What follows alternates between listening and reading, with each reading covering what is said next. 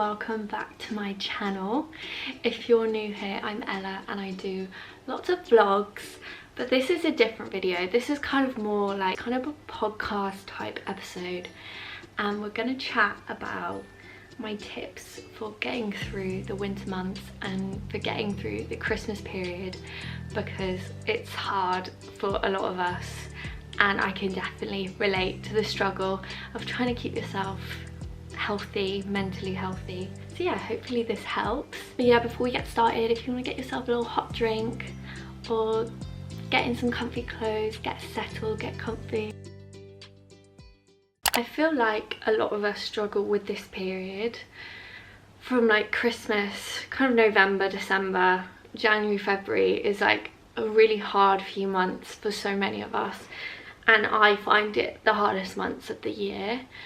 And I feel like some of it is because it's dark, it's cold, the days are shorter, like it's 4 p.m. and pitch black outside, which doesn't make you feel great, because like let's say in summer you'd probably be going on a walk because it's still really light outside and early, but now we kind of just sit indoors. And for a lot of us it's also reminders of certain things, like maybe Christmas is a big reminder of something traumatic that happened in your life, or a sad reminder of something, or a reminder of people that aren't here anymore. And obviously that can be really triggering and bring up a lot of really hard emotions. So yeah, this period is going to be hard for a lot of us, and I'm sending you lots of love and hugs. Okay, so the first bit I'm going to talk about winter. These are my tips for like winter in general. I saw a TikTok video the other day, and it was like this therapist saying that she was asking a client, like, why do you think in the winter months you get so depressed compared to the summer months? And she basically said that it's probably because you're not doing the things that you were doing in summer. And I was like, that makes so much sense, because usually I would be like, oh, it's just winter, that's why I'm depressed, like that's why, you know, there's no helping me. But actually it's probably because like in summer I socialise a lot, because everyone's going out, everyone's going to picnics, going to the pub, going to the beach, going swimming, going on walks. Like you kind of stop doing those things because you say that it's too cold and it's too rainy, and you cancel those things, so the less social events you're doing. And I feel like socialising, as much as when you're feeling really down you probably don't want to go out and see people, but I also saw this other video that said that socialising is a thing, it's like the handles that bring you back out of a dark place. Going and seeing people and like connecting with people is what's going to bring you out of that dark place, and it's so important to prioritise socialising. As much as you just want to isolate yourself and not see anyone, and you think that that's a helpful thing to do, like I used to think, oh, I feel really low, I feel really sad, I'm going to cancel all my social plans and like listen to my body and just let myself be alone.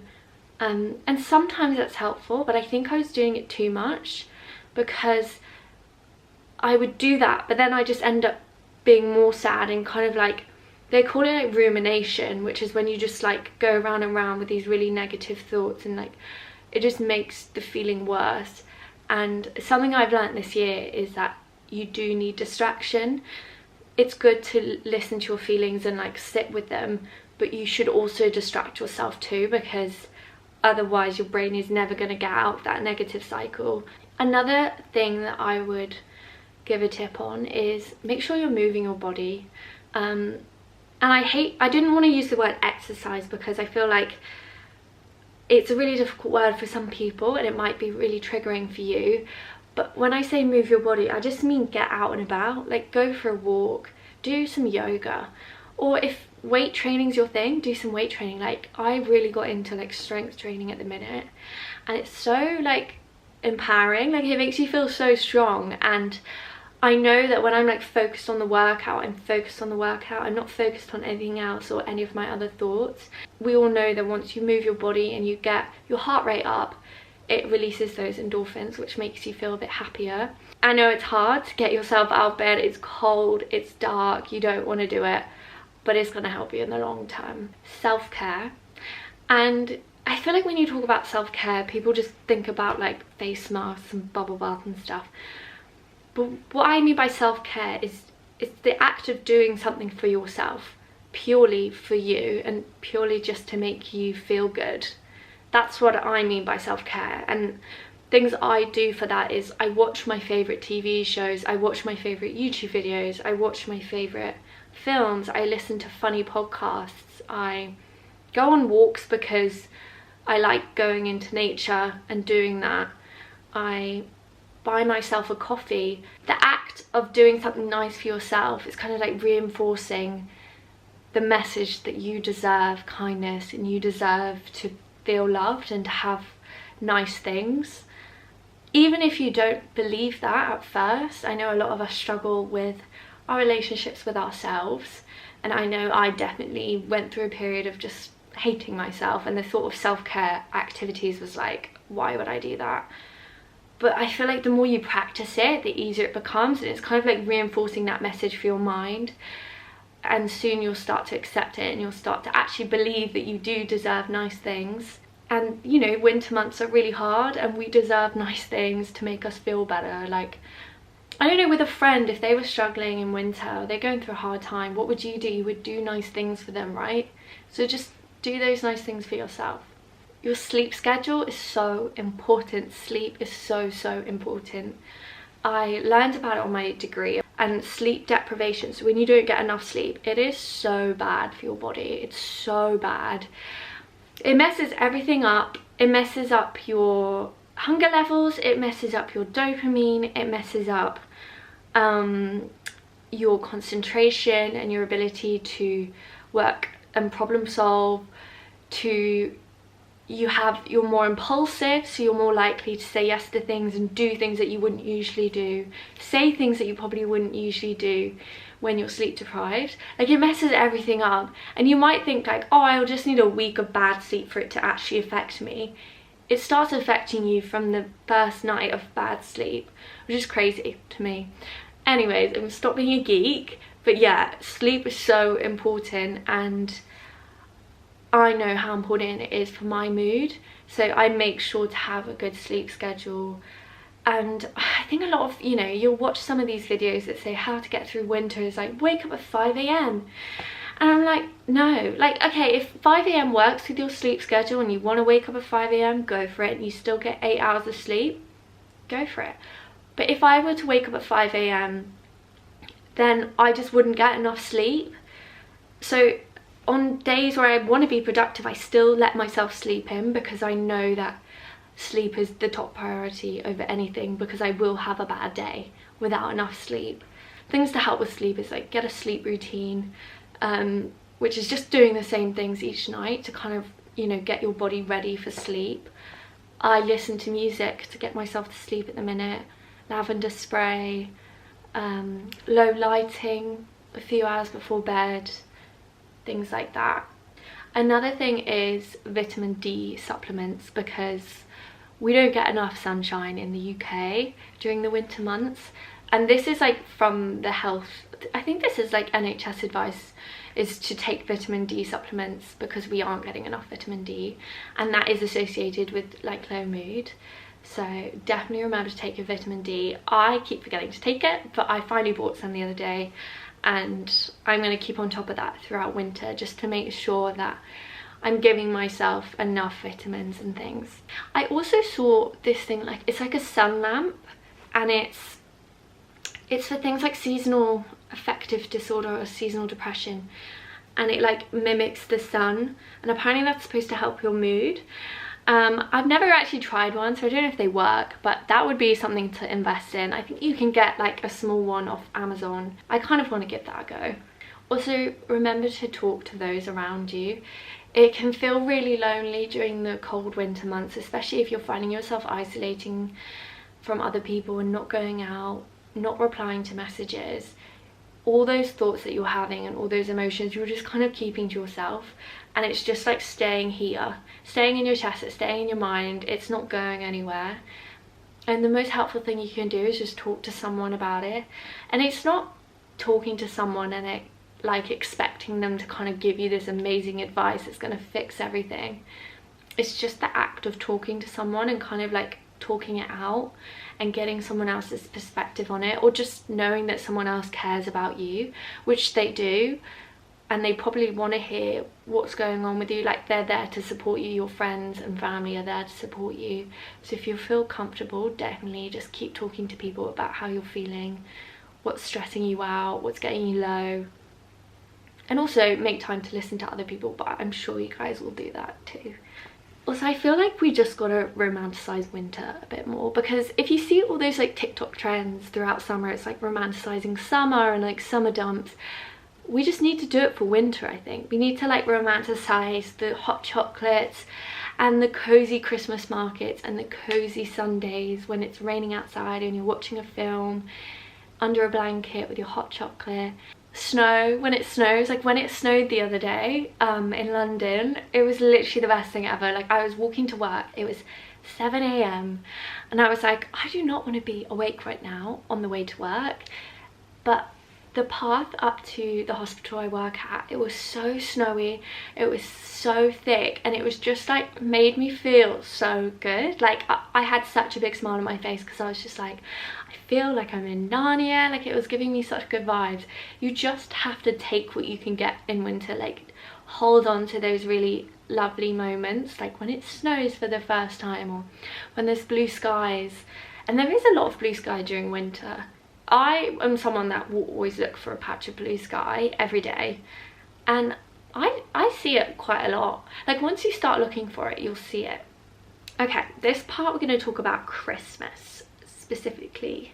It can feel a little bit lonely because, you know, when people are in relationships, they're all going to winter wonderland, they're all doing these cozy cute winter dates, and it just makes you feel a bit shit about yourself. Especially if you aren't in a relationship and you're single, you just feel a bit lonely because you're like, oh, they're all doing these things and then I'm not, and I wish I had that. I don't know, I think it's just remembering that you don't need that like significant other or that special person to do those same things. Like, you can still go ice skating with friends or go by yourself. Like, I'm so for going by yourself and doing things. Like, today I went and did some pottery painting completely by myself, and I had a great time. And I feel like I used to get really anxious about doing things alone because I'd always be like, oh my god, everyone's judging me. And there were loads of couples doing the exact same thing, but you know what, it didn't actually bother me today. I was just like, no, I'm having a great time. I'm having a great time by myself. I don't have to worry about conversation. I could just sit in silence and paint my mug, and it was great. I think also another thing about the Christmas period is there's a lot more drinking, because there's all these Christmas parties and Christmas dinners, and a lot of the socializing, I think, is around drinking, like going to the pub, and which is fine, I think, but that can also be like contributing to low mood. Like, if you think that actually, why do I feel low? Maybe it's because you're drinking a lot more than usual, because I know that when I drink and then the next day I always feel a lot more low. And I guess a good thing is I know that it's because of the alcohol. It still doesn't make it feel good, but I don't know, just to be like conscious of how much you're drinking. It doesn't mean you can't go to these things. You can still socialize. You don't always have to drink. I think that's another thing. We're always scared not to have a drink because you think that you won't enjoy it as much, but surely if you're around the right people, you will. I think for people with eating disorders, Christmas is really hard because obviously there's a lot of food, a lot of scary foods for some people, lots of eating, and some of you might be scared about eating in front of people, or you might be scared of seeing people who haven't seen you in a while, or eating all these new foods that you're just absolutely terrified about. And I think the best thing to do for that is plan ahead. Like, plan ahead what you're going to eat on Christmas Day. Obviously challenge yourself if you're feeling like it. Like, I would say the first thing is always challenge yourself, but I also want you to have a good day. So I think if you plan ahead, then you know what you're going to have and it's not as big of a fear. And also speak to family and speak to friends and say like, hey, I am a bit anxious about the food on Christmas, and maybe you can help them cook, or maybe you can talk about what's actually going to be there on Christmas Day so that you can plan ahead. And I think also just remembering that like the Christmas period, you sometimes do just eat more than usual. Like there's nothing wrong with eating a bit more than usual. Like you're not gonna die, nothing's gonna drastically change. It's better to eat and join in with people than not eat, control your life and just shrink your life down to this very sad, lonely existence and regret it for the rest of your life, than just to eat those foods and join in with people.